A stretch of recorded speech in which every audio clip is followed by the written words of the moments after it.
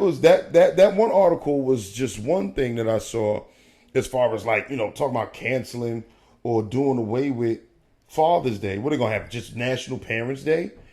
Right. Because certain things offend people. Then another article I came across was classic movies that they said either would have to be drastically changed or couldn't even be made today due to cancel culture. You talking about like the Disney movies? Just any movie. Oh. Any movie. In fact, there was one of my favorite movies growing up was Teen Wolf with Michael J. Fox. Right? Nothing controversial about this movie when it was made. However, there are a couple of scenes in the movie where they use the word faggot. It was one point in time where Michael J. Fox's character comes out to tell his best friend that he's a wolf when he gets angry or certain things happen. And he's trying to say to him, like, yo, I gotta tell you something, man. And his best friend turns around, they're standing in his garage. I remember the scene like it was yesterday. And he turns around, he goes, hey, man, don't tell me, are you a fag? Is that what you're trying to tell me? And he goes, no, and he turns into the Teen Wolf. They use the word fag or faggot. That's how he said it, though? Yo, that's literally how he said it. They used the word fag or faggot in that movie in probably 2 or 3 scenes. There were many other movies that I just watched recently because I made a point to have my kids watch a lot of old school movies too. Oh, you know what I'm saying? So they can see like stuff that I enjoyed when I was growing up.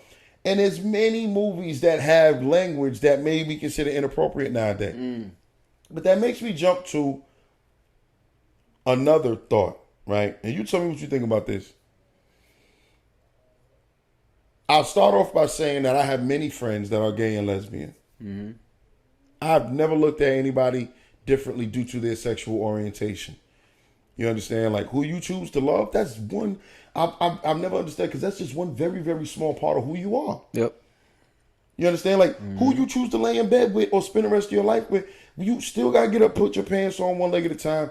You still got to go to work like the rest of us, go to school, do all that shit. Who you choose to lay with at night has no bearing on how I treat anybody. But I do question that if certain groups really want equality, why are you so afraid to be treated like everybody else? Reason why I bring that up is